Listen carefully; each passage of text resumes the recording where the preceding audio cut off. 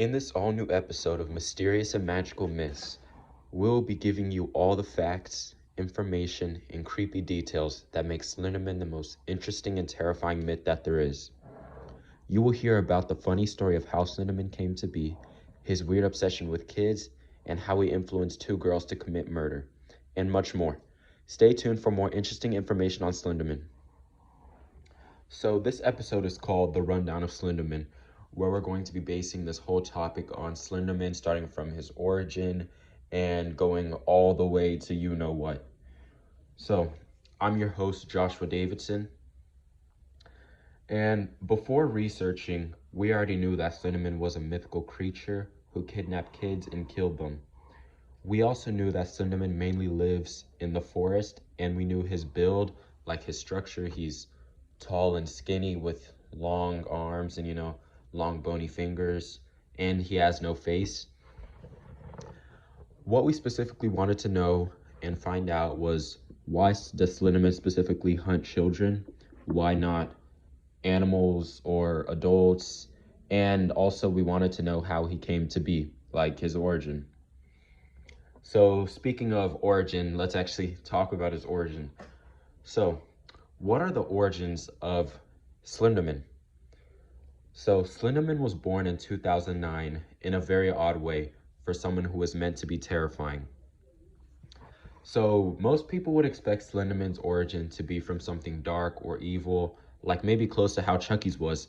Like how Chucky was or originated or was made was in a film. A serial killer used a voodoo ritual to transfer his soul into a doll's to escape from a detective, and that was how Chucky was made. So, that's extremely creepy. And instead of something like that, Slenderman originated as an internet meme in June 2009 from a competition to find a modern myth to scare people, which not saying there's nothing that's not scary, but, compared to Chucky's, they're on different levels. So, Victor Surge, who is the creator of Slenderman, responded by posting two photographs he faked from the mid-1980s that showed a tall figure lurking behind groups of children. So Victor added to the photograph that 14 children and the photographer had gone missing. Victor, like every person who has created something that has went viral, said that he never meant for it to blow up like it did and was just creating it as a meme, which he really was. But eventually it did blow up, like huge. And since you're listening to this podcast, that means that you want to know more about Slenderman. So now that we got how he was born out of the way, let's now talk about how he became the King of Fright. And I got this information from BBC.com about the origins of Slenderman. So, you guys know Slenderman is really popular and everything. So what about Slenderman captured public interest, and why? Like, why do I know about him today?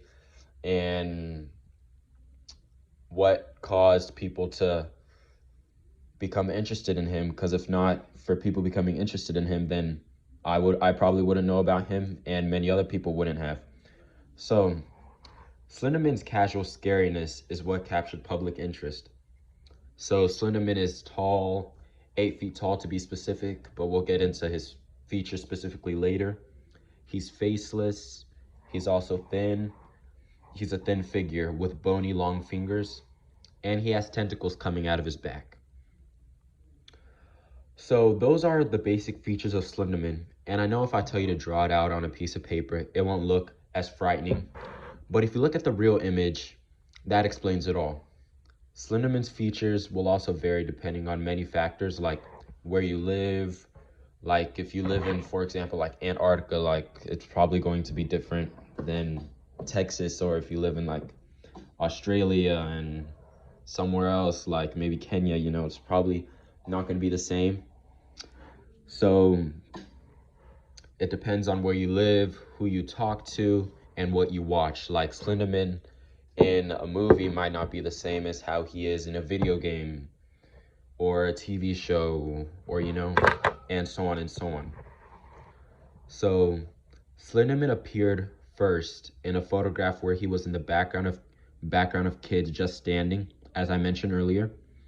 And that basic plain image of him just standing behind kids captured the interest of the public, and people then started making drawings and stories of him. And to go along with this casual scariness, Slenderman is most commonly found in deserted slash isolated areas, like maybe like the back of an alley or forest, which you'll find out that's actually his favorite place. And you can probably guess why, but that's his favorite place. And, just places where no one stays, like maybe an abandoned building. Those are his favorite places. And the reason he stays in areas like that are so that he can capture his victims without them being able to get help from anyone. Specifically, his favorite place is the woods, because he blends in really well with the trees due to his tall and skinny stature, and because it is fun for him to capture his victims when they are surprised by him out of nowhere. And you could imagine that like his tentacles could sort of match with the branches of a tree, so it's actually really smart that he does that. Not saying that it's right, but it's really smart how he's able to do that in order to capture his victims. And if you think about it, it's kind of like a game of hide and go seek, but you're running from your life, and technically you'll never win because, that's Slenderman that you're playing with. And so why does Slenderman still remain in pop culture and widely known when so many other creatures, myths, fables, and so on have faded into obscurity? So Slenderman still remains in pop culture and widely known when so many other myths have faded into obscurity is because people dress up as him for Halloween, have made video games about him, relate him to other things, have made movies about him, and make paintings/drawings about him, and etc. And since Slenderman has become widely known as a scary figure, you may see him at Halloween, but of course as a less tall version technically, because people are dressed up as him. And unless someone's able to use stilts and stuff, then that's a whole different story. But yeah, he has joined the witches, Batmans, Supermans, and zombies as some of the commonly dressed fictional characters. And since all children, teens, and maybe adults like scary video games, a couple of Slenderman video games have actually come out and have been played by many till this day, which helps keep Slenderman popular. And among these games are Slender, The Arrival, Slender, The 8 Pages, Slenderman Shadow, Five Nights at Slenderman, does that ring a bell to anyone? And more. So Slenderman has been compared to the Endermen from Minecraft on how similar they are with their look and names. And by that I mean, like the build of Slenderman, like tall, skinny, long arms, long legs. And it's the same thing with Enderman. He's tall, skinny, and long arms, long legs, and also their I was gonna say face, but Slenderman doesn't have a face. But then also they tend to be, how would I say, like enemies of the character, like Steve from Minecraft or whoever you're playing as, that's like the enemy. And so they tend to be bad guys. That's what I meant to mean by saying that. So that's another similarity between them two. And then you can also connect their names. Enderman, Slenderman, sort of like the same thing. I'm not sure which one came first. That's research for another day. And so in real life, you will be surprised that people have actually killed others on the basis of thinking that Slenderman is real, and they are doing it for him. But we will get into that later. So a movie was made in 2018 about Slenderman called Slenderman. Yeah, I know you would have never guessed the name. It's really creative. And many paintings and drawings have also been made about Slenderman and are still made every day, which helps to spread his popularity and keep him relevant. So think about what message, lesson, or desire rests within the origin or creation of Slenderman. And what does that say about humanity? And so I'll be explaining that to you guys right now, getting guys more familiar with what I think Slenderman, the message of his creation, is meant to convey. So the lesson that can be drawn from the creation of Slenderman is that love for what interests you is enough to make you stand out. I think that is the message that is conveyed within the creation of Slenderman, because as I mentioned earlier, he is a really simple character without any much color or design, but it was a love for creating things, whether drawings or stories on forums, that led to Victor Surge photoshopping Slenderman in the background of a picture and writing a creepy side note for fun that led to Slenderman's exploding success. So what this says about humanity is that simple things can be enough to lead you to success, whether it's a simple task of not hitting the snooze button so that you can get your goals and tasks and probably homework done, which has to do with procrastinating, or simply taking that constructive criticism that you don't want to take from your coach because you want him to put you in so you could play right away. So do you guys think that the existence of Slenderman is the result of something good or bad? And what do you think that means for all of you guys who are listening to my podcast? So, the existence of Slenderman is the result of something good because he originated as a competition on a comedy forum over ideas for a modern myth that can terrify people. This means for the audience listening in that Slenderman is not a real person that can haunt you or should be taken seriously. He is just a creation that happened that was supposed to just be a meme. Slenderman should not be introduced to people younger than our age group, and by that I mean 16 and maybe 15, or just depending on maturity, in my opinion. But of course, don't introduce it to someone 5, even though if they act like they're 60 years old. Don't introduce it to people too young. And that's because younger kids, audiences, have the tendency to take these fictional characters too seriously. Whether it can be Slenderman or anyone else, like, let's say, Enderman, any antagonist, you say the Joker or anyone along those lines. And Slenderman chooses to associate with children instead of adults because he believes that children are easier to brainwash. They are easier to hunt, and he can take longer to know children by stalking them for years before he chooses to lay his attack on them.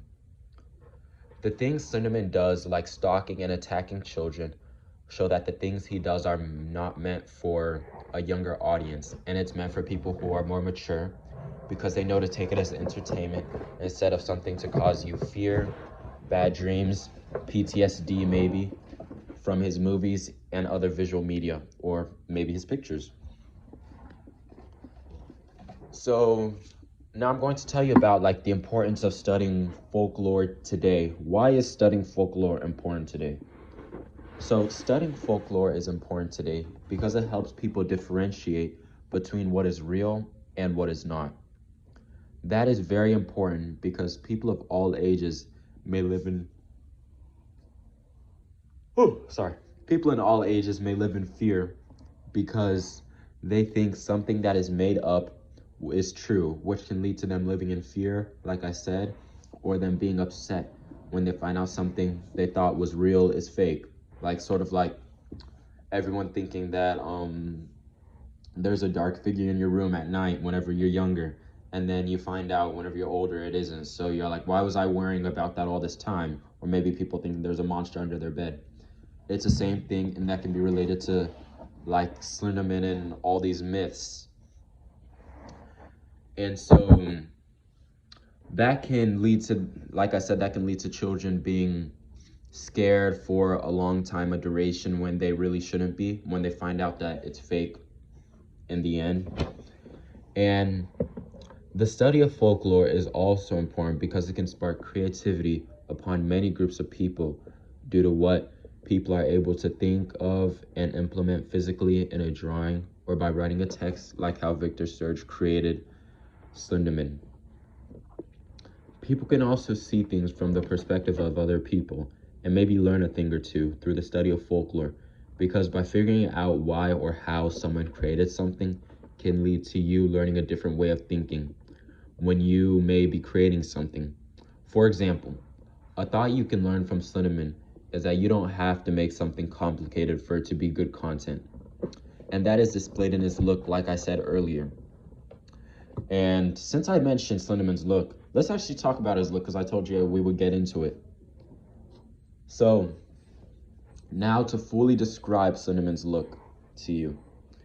The look of Slenderman. So, those who don't want to search him up, this is your time to really visualize Slenderman and, use your imagery. So Slenderman is faceless with what is either gray or white skin. He has no hair or facial hair whatsoever. And I know previously in this podcast, it was mentioned that he was 8 feet tall. But depending on where you see him, he ranges actually from 6 to 15 feet. So basically, swimming isn't for him. Unless someone's able to create like a 30 feet swimming pool, which that would be a lot of work. And the water could be used for things that are more useful. But for someone who kills, stalks, kidnaps people, he actually dresses quite fancy with a black suit, dress pants, and black shoes too. His tie is either black or red, and his structure is skinny, and his arms are long with fingers that are bony and longer than a human's is. Slenderman has 4 to 8 black tentacles that he uses to grab his victims. And I got this information about Slenderman's look from the Slenderman wiki on the description of Slenderman. So Slenderman's abilities, this is actually really interesting. You guys really want to hear this. So among Slenderman's abilities are slender walking, mind control, impersonation, tentacles, selective invisibility, slender sense, and many more. So slender walking is Slenderman's ability to teleport from one place to another without there being any realization of him teleporting. Slenderman is able to control the mind of proxies to have them do work for him, which includes talking to his victims, setting traps, and luring his next victims. He uses impersonation to be able to imitate the voice of a person in order to lure children to him. His impersonation ability is mainly used to get a child away from a safe place where he then reveals himself. Because if he just came to get a child away from a safe place or any place in general, then that child would obviously run away and the whole crowd would run away. If you would stay, then why would you? So, for example, he may impersonate a child giggling to get the victim to search and wonder where the voice is coming from. You probably know this by now, but Slenderman has tentacles. And although I said he has 6 to 8, it is actually not known how many he can spawn. It may be 8, 20, 30, 10 million, who knows? But fun fact, some stories say Slenderman uses his tentacles sometimes for walking, balancing, and climbing. That makes him seem half spider, half human, and half Slenderman. And if you didn't think that was creepy, some artists or people show Slenderman having hands on his tentacles. And when I say selective invincibility, that means that he can choose who he wants to see him. In many stories, it is said that children can see him while adults cannot. Sometimes humans can't see him, but cameras can. Maybe his selective invincibility has something to do with him teleporting 100 times in 1 second, but we will never know. Without having a nose, eyes, or ears, he can surprisingly detect where his children, or in better words, his victims are at all times. Hearing all this, I know you are thinking that someone created the ultimate supervillain who can't be defeated. But hopefully we'll actually see him against other superheroes so that his abilities could actually be put to the test on how dangerous and destructive he can actually be. So maybe Slenderman will actually teleport on the set of Black Panther when they're filming it, and it's history from there. Like, imagine that battle actually. So let's now talk about the Slenderman stabbing. So I said that we were going to talk about this later in the podcast. So the Slenderman stabbing was mentioned early in this podcast, but we're going to go fully into this situation right now. Feel free to skip 5 minutes forward if you're not the type who likes to listen to this type of stuff. So on May 31st, 2014, two 12-year-old girls by the names of Anissa Weir and Morgan Geyser, I probably pronounced those names terribly, lured their friend Peyton Leutner into a forest and stabbed her 19 times, hoping to become proxies of Slenderman. The girls then left Leutner, and Leutner crawled to the road where she was found by a cyclist who called 911 and was sent to the hospital. Thankfully, she recovered after 6 days. The stabbing were to her arms, legs, and torso, and actually a major artery in her heart was missed by less than a millimeter. Geyser was charged with attempted first-degree homicide, and Ware was charged with attempted second-degree murder. Geyser was diagnosed with schizophrenia, which is something her father also suffers from. Both Geyser and Weir apologized in 2021 over their actions. As of today, Geyser is in a mental health facility, and Ware has been released from her mental health facility. So let's now lighten up the topic and let's talk about Slenderman's family. So it's crazy to think that Slenderman could actually love someone, but actually Slenderman actually has a family. His relationship with his family, we don't know. If you talk to them, we don't know. So Slenderman's parents are called Slender Mom and Slender Dad. The creativity in those names are insane, I know. Slenderman has a daughter named Sadie, and Slenderman has a brother named Splenderman. Splenderman is the complete opposite of Slenderman, because instead of him hating everything and wanting to kill everyone, he actually loves everything and is happy all the time. Splenderman's abilities are the same as Slenderman's, except he uses his abilities for good instead of bad. Splenderman's hobby is spreading happiness. His goal is to try to help his brother to understand human feelings. Splenderman has the exact same features as Slenderman, except he has a visible face, a black suit with colorful polka dots, a red bow tie, a top hat, and black gloves. So, we found out from our research that Slenderman originated from a meme. He has a sibling. He has superpowers aside from having tentacles, and he has many video games created after him. What we learned from what we found is that Slenderman should not be taken as a real person. He was just created for entertainment and is one of the most famous myths to have come from the internet. We were satisfied with the progress of our research because we learned a lot of new information that we would have never guessed about Slenderman, like him having a brother, and also that he has several superpowers. And lastly, if you're interested in a deeper dive into Slenderman, you could watch the movie called Slenderman and play the video game about Slenderman, because they show a lot about his superpowers, the way he thinks, and his life in general. So, I got my information from the Slenderman Wiki with the title of Slenderman, from bbcnews.com with the title of The Origins of Slenderman, from Gale.com with the title of Capturing the Slenderman, Online and Offline Vernacular Practice in the Digital Age. And lastly, I got my other one from my last source from Gale.com too, with the title of Powers of the False, the Slenderman in Post-Postmodernism. Thank you for listening, and I'll see you in the next episode.